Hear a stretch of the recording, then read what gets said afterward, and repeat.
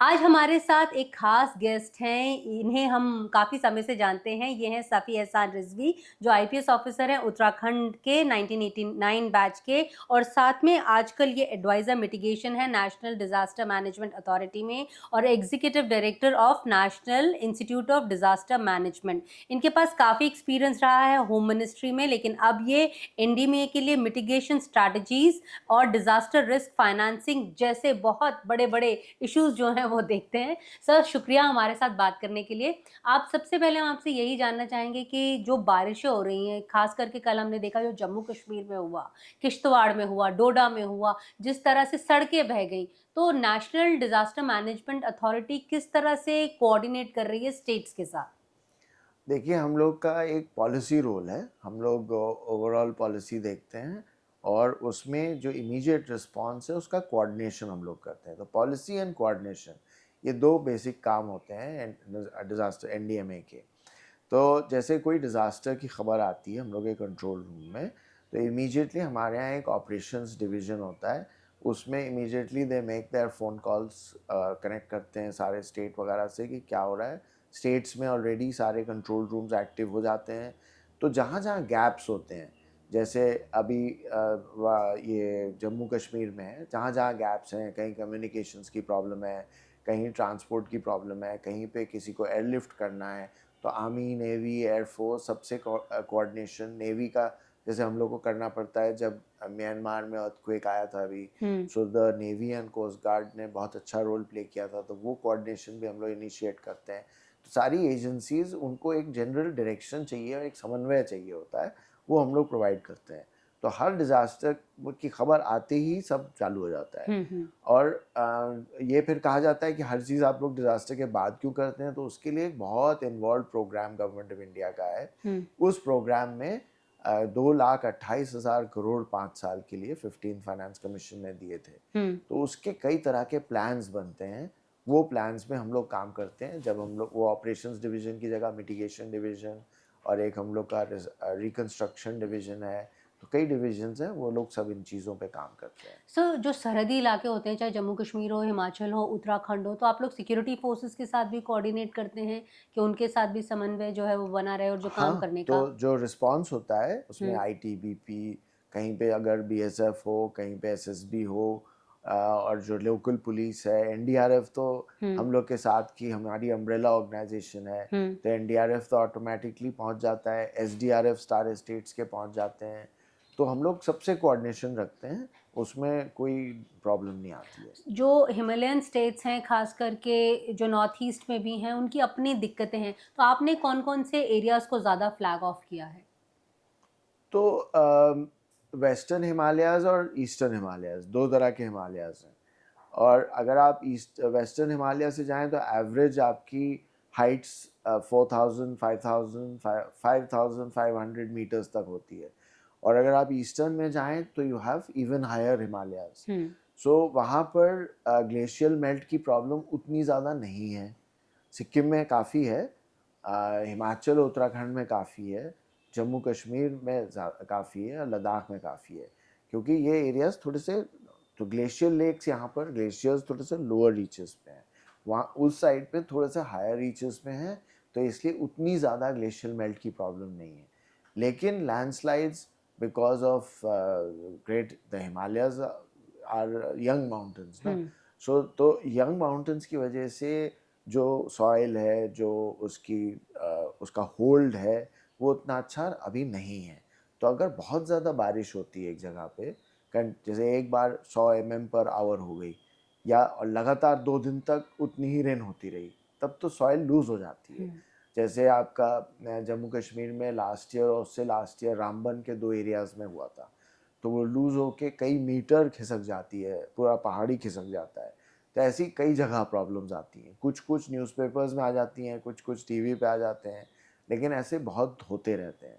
तो उनको कैसे रोकना है, कैसे प्रॉपर्ली उनका मिटिगेशन करना है, उसका पूरा डिज़ाइन और प्लान, प्रोग्राम्स हम लोग बनाते हैं और वही चीज़ को स्टेट्स अपनाते हैं। गाइडलाइंस हम लोग इश्यू करते हैं, हम लोग रास्ता दिखाते हैं कि ये एक अच्छा रास्ता है, इसको फॉलो करने की कोशिश करिए। फिर स्टेट्स अपने-अपने रास्ते, अपना इनोवेशन निकालते हैं और उनके पास भी डायरेक्ट फंड्स बहुत होते हैं। तो सब अपना अपना कंट्रीब्यूट करते हैं और उससे फिर मिटिगेशन की कोशिश की जाती है, लेकिन ये प्रॉब्लम बहुत बड़ी है बहुत बड़ी। और ये सिर्फ भारत सरकार और स्टेट गवर्नमेंट्स अकेले नहीं कर सकते हैं। इसमें private sector, non profit sector और लोकल कम्युनिटी के लोग, उनका भी साथ में रहना और एक्टिवली कुछ ना कुछ करना बहुत ज़रूरी है।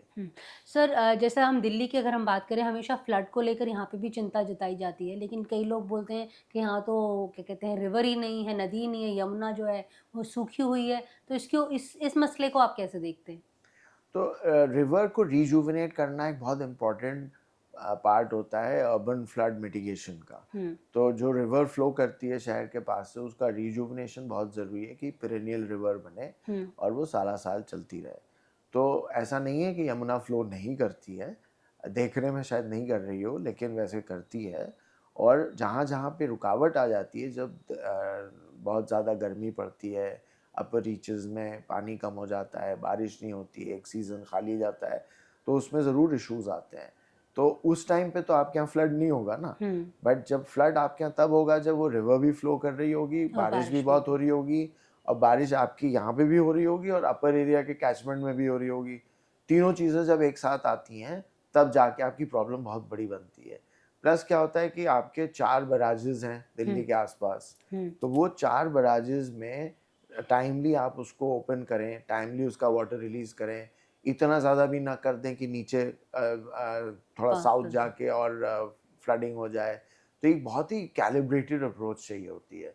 तो वो कैलिब्रेटेड अप्रोच जो है वो दिल्ली में काफ़ी हद तक ट्राई की जाती है।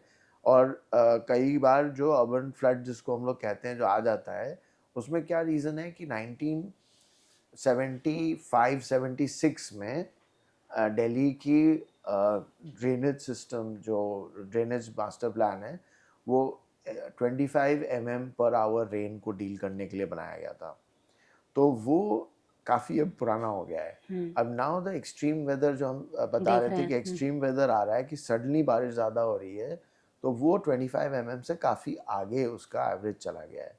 तो कई कई जगह पे जहाँ पर ज़्यादा रेन का हिस्ट्री बन चुकी है, वहाँ पे यू नीड मोर मतलब वाइडर ड्रेनेज। तो वो वाइडर ड्रेनेज को इम्प्रूव करने के लिए दिल्ली गवर्नमेंट इज़ वर्किंग, एक प्लान वो लोग बना रहे हैं उस पर। और प्लस एक सिस्टम होता है नेचर बेस्ड सॉल्यूशंस। तो नेचर बेस्ड सॉल्यूशंस में क्या होता है कि ये तो ड्रेन को वाइड करना तो सीमेंट ओरिएंटेड काम हो गया, जिसको हम लोग कहते हैं ग्रे इंफ्रास्ट्रक्चर, ग्रे कलर की सीमेंट। फिर एक ब्लू इंफ्रास्ट्रक्चर होता है, ग्रीन इंफ्रास्ट्रक्चर। तो हम लोग ब्लू और ग्रीन को बहुत फोकस कर रहे हैं, जिसको नेचर बेस्ड सॉल्यूशंस कहते हैं। तो ब्लू मतलब पानी, जैसे छोटी छोटी लेक्स आपको दिल्ली में हर जगह मिलेंगी, लेकिन वो बहुत छोटी होंगी, गंदी होंगी। उनको एक्सपैंड करना, उनको रिजुविनेट करना, ताकि जो एक्स्ट्रा पानी आए रिवर का, वो उसमें जज्ब हो जाए। और रन ऑफ मतलब पानी गिरे और नाली में जाए और सीधा निकल जाए, दैट इज़ नॉट गुड। नीचे एब्जॉर्प्शन होना चाहिए, उसका वाटर रिटेंशन होना चाहिए। तो रन ऑफ को स्लो करने के लिए बहुत अच्छी चीज़ होती है। फिर उन छोटी छोटी लेक्स को, जिनको वाटर बॉडीज़ कहते हैं, उनको लिंक करने के लिए चैनल्स आपके क्लीन होने चाहिए। कई बार वो चैनल्स ब्लॉक्ड होते हैं, तो उनको क्लीन करना, तो that is a blue solution. और ग्रीन सोल्यूशंस होते हैं स्पंज पार्क्स, और ग्रीनरी आप बढ़ाइए ताकि वो सॉइल को प्रॉपर्ली रिटेन कर सके। कई तरह के ग्रीन सोल्यूशंस भी होते हैं, 13-14 ऐसे सोल्यूशंस हैं। कई लोग बड़े स्केप्टिकल रहते हैं कि ये नेचर बेस्ड सोल्यूशन डेमोन्स्ट्रेट नहीं होता है, ये नहीं होता है, वो नहीं होता, पर हम लोग ट्राई करते हैं। We believe in this philosophy, government of India also agrees with it, और हम लोग इसी तरह के प्लान्स बना रहे हैं and we are succeeding. Mumbai में हमने देखा है, चेन्नई में हमने देखा है कि कई बार जो फ्लड्स होते हैं, मतलब इवन एयरपोर्ट्स आर फ्लडेड।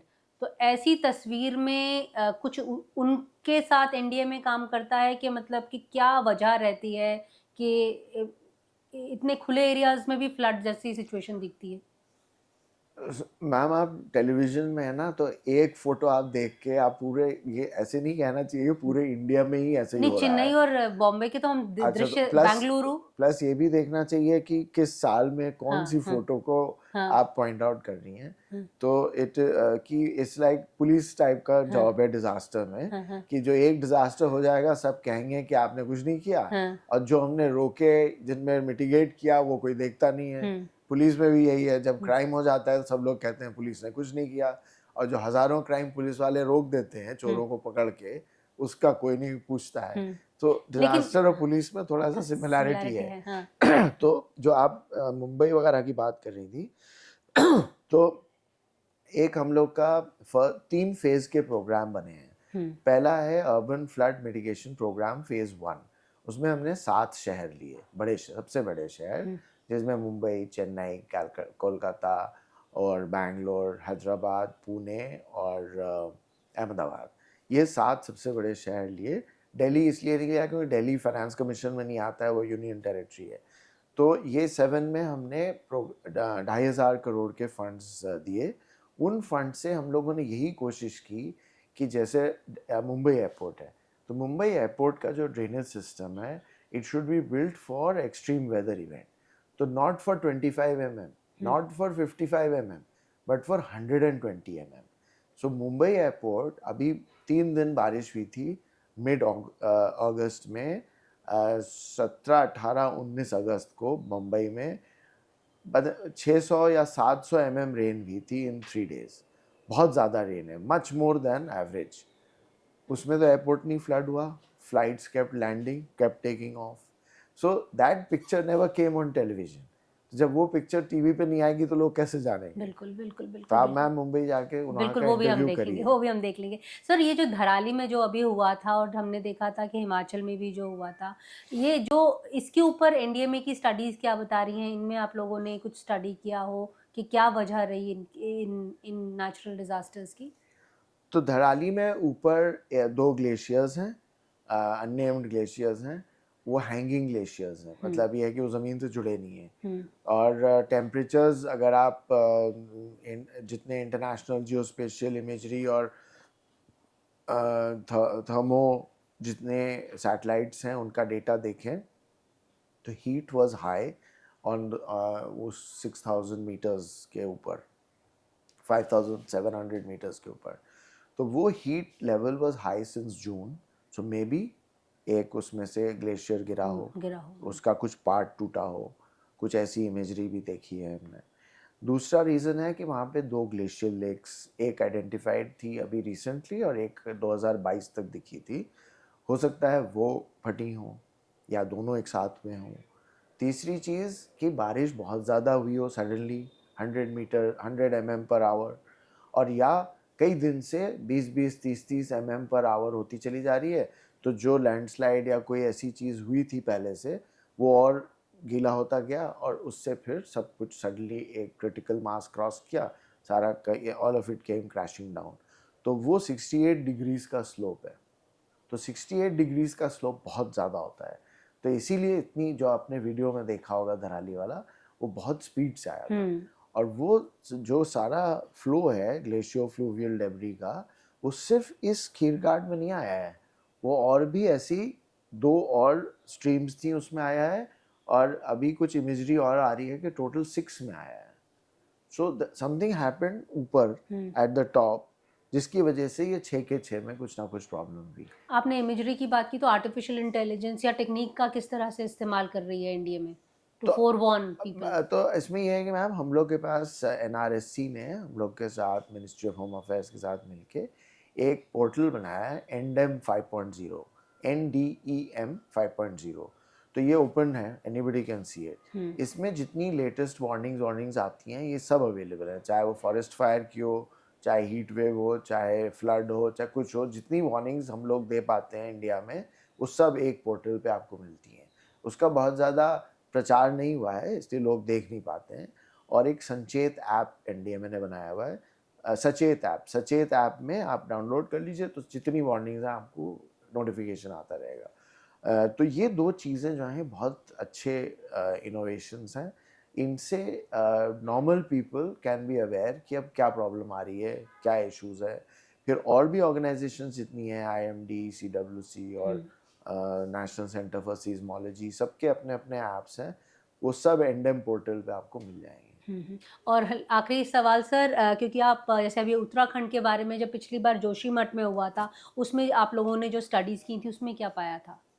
तो जोशीमठ मैम एक उसको कहते हैं कि लॉन्ग प्रोलॉन्ग्ड लैंडस्लाइड है। अच्छा। प्रोलॉन्ग सब्सिस्टेंस है और उसके सब्सिडेंस है, सॉरी, लैंड सब्सिडेंस कहते हैं। लेकिन साइंटिस्ट के बारे में ख़ास बात यह होती है कि एक साइंटिस्ट 2 व्यूज़, 12 साइंटिस्ट 24 व्यूज़। तो हमें सब बता चुके हैं, हम तो साइंटिस्ट हैं नहीं। तो लैंड सब्सिडेंस के भी कई वर्ड्स हैं। अच्छा। अब वो सब हम डिटेल में नहीं जा रहे हैं, लेकिन लैंड सब्सिडेंस को एसेंशियली मानिए धंसना। तो वहाँ पे बेसिक प्रॉब्लम ये पाई गई कि ये जोशीमठ है, ऊपर औली है। तो औली जो है वहाँ से नॉर्मली ओरिजिनली 5 या 6 ड्रेनेज स्ट्रीम्स थी, नेचुरल ड्रेनेज। ओके। ऊपर से नीचे तो ड्रेनेज होता ही है। तो वो 6 स्ट्रीम्स अपना जोशीमठ के थ्रू जा रही थी रिवर में। अब वो 6 streams over the years with construction इन जोशीमठ वो सब 16 स्ट्रीम्स बन गई और कट गई, दब गई अंदर। तो देवर वो ऑलरेडी नीचे उसको थोड़ा सा लूजन करती चली जा रही थी। तो वहाँ की जो सब्सिडेंस है वो सडनली नहीं हुई थी। वहाँ की सब्सिडेंस ऑन रिकॉर्ड कई साइंटिस्ट ने इस पे पेपर्स लिखे हुए हैं, आई थिंक 1970s से रिकॉर्डेड है कि जोशीमठ में सब्सिडेंस हो रहा है। ओके। तो वो एक इशू है, तो जिसकी वजह से गवर्नमेंट ऑफ इंडिया ने उसको बहुत केयरफुली देखा। 10 इंडियन एजेंसीज, साइंटिफिक एजेंसीज ने उसकी रिसर्च की, तब जाके मिनिस्ट्री ऑफ होम अफेयर्स ने एक करीब 1500 करोड़ का जोशीमठ का रिकंस्ट्रक्शन प्लान बनाया, जहाँ पे वो स्पेसिफिक एरियाज जहाँ पर ये प्रॉब्लम सीरियस है, जो रिमोट सेंसिंग से आइडेंटिफाई हुई है, उसको फॉरबिड किया है कि यहाँ पे कंस्ट्रक्शन नहीं होगा। सो काफ़ी सेम टाइप का डिसीजन लिया गया है इन द सर्कमस्टांसेस। और इस तरह का आम जनता को तो ज़रूर जागरूक रहना चाहिए कि जहाँ पर आपके पुराने लोग बता रहे हैं कि यहाँ पर ऐसा होता है, वहाँ पे आप क्यों ज़मीन पे कुछ बिल्कुल, बना रहे बिल्कुल, हैं? हाँ, नहीं बिल्कुल, बनाना चाहिए। बिल्कुल, बिल्कुल। तो ये कहना गलत नहीं होगा कि हमें प्रकृति से खिलवाड़ नहीं करना चाहिए। और जब हम बात कर रहे हैं, एक और जो ताज़ा जानकारी मिल रही है, उसके मुताबिक जो भारत सरकार है, उसने पाकिस्तान को सचेत भी किया है, क्योंकि जो वाटर फ्लो है जम्मू कश्मीर से जो पाकिस्तान की ओर जा रहा है, उसमें आने वाले कुछ 24 घंटों में बहुत वाटर फ्लो देखा जाएगा। तो भारत सरकार ने पाकिस्तान को सचेत किया है। तो ये कहना शायद गलत नहीं होगा कि दोनों देशों के जो इतने तनावपूर्ण रिश्ते हैं वो भी कहीं सुलझते हुए शायद नजर आएंगे। शुक्रिया सर, हमसे थैंक यू, जनसत्ता से बात करने के लिए। Thank thank you. You, thank you.